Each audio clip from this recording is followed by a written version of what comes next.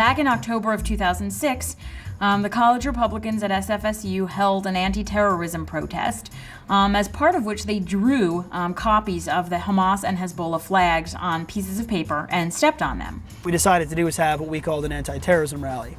And part of that was to use a form of communication, a form of speech that is used in the Middle East to go against the United States, which is, of course, lighting our flag on fire, to express how we feel about these terrorist organizations, which is exactly what we did by stepping on these flags.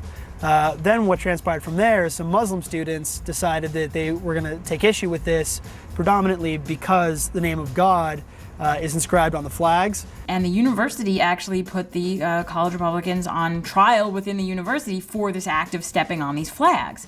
They're going to be charged with incitement, harassment, and acts of incivility for stomping on these flags. They couldn't believe it, and they contacted fire for help. I don't even know where to start. You know, you hear the sanction, you're busy worrying about a biology final, and suddenly your campus wants you to come in and defend your actions when you stepped on the flag of a terrorist organization. Where do you even begin? You know, there's just nowhere to start. SFSU is a public university, and the Supreme Court has held in a very well-known opinion that flag desecration as part of a political protest is constitutionally protected expression. In America, it's legal to burn the American flag, therefore it's obviously legal to stomp on the flags of terrorist organizations or any other country. This is the flag that they were so upset about that they couldn't believe that we were standing on, right here. And one of the first things we did when the Muslim students initially approached us about how upset they were that we were stepping on the name of God is we said, well, look, you know, we're only here to speak out against terrorism. We're not here to offend Muslim students. It doesn't make any difference to us. We can still, you know, disrespect Hamas, which is our goal because they don't deserve any respect as a terrorist organization. So we actually allowed them to modify the part of the flag that has the Arabic symbol for God. Now remember, this symbol isn't specific to just the Muslim God. It's just like G-O-D is in our language. It's just the spelling of God. And that, I guess, is right here. I obviously don't write or speak Arabic, so, and none of us do. We literally pulled a picture off of Google, and as you can see, just sort of went for it as close as we can get it. Apparently it was close enough to upset people, and stepping on this flag is what started the whole investigation. SFSU did not have a legal leg to stand on, and we wrote them and told them as much, as did the ACLU of Northern California. Fire was on it. Fire sent them, I don't know the total number, but it seemed like it was practically a letter every week that they were sending the administration saying, drop this case, you need to end it now, this is even more of an embarrassment. And they got the media involved, which I think was the key thing. The San Francisco Chronicle ran a story about it. San Francisco State University actually said that the reason they had been charged is because they were desecrating the name of Allah, which was really shocking to us because what you have is then a state university, part of the California state government, actually enforcing what amounted to a blasphemy law. We take advantage of the fact that universities can't often defend in public what they do in private. They have an Achilles heel that fire has always known how to exploit. The Achilles heel can be put very simply.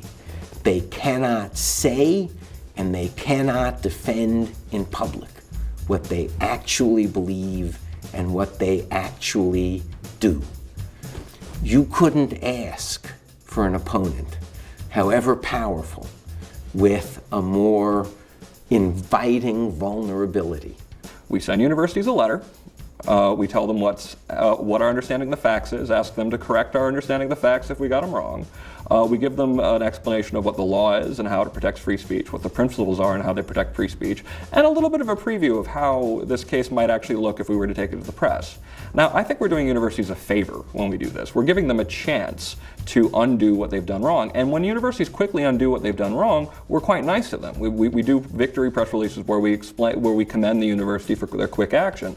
But it's amazing to me how often universities are willing to wait till we take a really outrageous case public, because in addition to violating the First Amendment or the principles of academic freedom, in so many of these cases they just get skewered in the press because it is ridiculous, because some of these abuses are absolutely stupid and absurd. So I really wish universities would take advantage of that initial letter that we send them, because we're happy to work with them if they're willing to do the right thing. But if you have one of these absurd cases and it goes public, this is going to be all over the national news. The students ended up being acquitted, and when I say acquitted, I mean I'm talking about within the university's judicial process. I mean, obviously this is not something that could ever happen in a real court of law in the United States. But SFSU thought it was above the law and put these students on trial within their own system. Yeah, we're not guilty, but we're not guilty of what? We're not guilty of something that shouldn't even be an investigation criteria. To say that an act of incivility is something that you can get thrown off campus for, well, what's an act of incivility? They didn't really outline it for us. There's no guideline for what's civil and what's not, because obviously, what I find civil, someone else might find uncivil, and vice versa. So it's just this arbitrary speech policy that they can use to railroad groups they don't like. And all they say is, well, we're just enforcing policy. We're just following procedure. Yeah. You can't expect us to stop the investigation. We have to do this. It's policy and procedure. Well, if your policy and procedure is unconstitutional, there's a problem there. And they refused to address that problem, which is why in the end, they were very much embarrassed by this whole investigation. Free speech should not be investigated in the first place, and the investigation itself was a wrong committed against these students. Prior to the existence of FIRE, university councils would be in a position where they would get stuck with frivolous harassment suits for basic, in some cases maybe loudish or boorish speech, but nothing even close to harassment. And they weren't getting any pressure from the other side, really, to protect free speech. And faced with that analysis, they were saying, well, we could lose $100,000 in a frivolous lawsuit just in settling it. Or we have no consequence for banning substantial swaths of protected speech. What FIRE is trying to do is to switch that cost-benefits analysis to make it more difficult for universities to censor. Because if there's no counterforce, then unfortunately, too often, free speech is what suffers.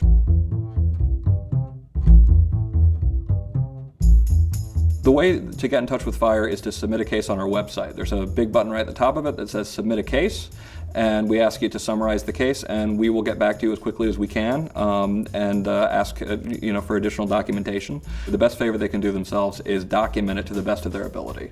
Talk to other students who've seen it, talk to the administrators to really verify what they've said. Make sure that sometimes sending an email to an administrator and saying, did I understand this correctly? Did you actually just tell me that I can be brought up on harassment charges for my op-ed? Follow up. And you'd be amazed or probably disappointed how often administrators are proud to write, yes, absolutely, I said you could be brought up on harassment charges for what you said in your op-ed. And it really is kind of stunning. But once you have that kind of material, then FIRE is in a very strong position to advocate on your behalf. I mean, FIRE, in many senses, is an organization that would love to put itself out of business. We would love for there to be a new blossoming of liberty on campus that would suddenly obviate the need for an organization like FIRE. I don't see it happening anytime that soon, but at the same time, if we could actually bring liberty back to campus, actually make this a popular, even hip idea that essentially free speech and individuality are things that should be respected, we'd be perfectly happy to close our doors.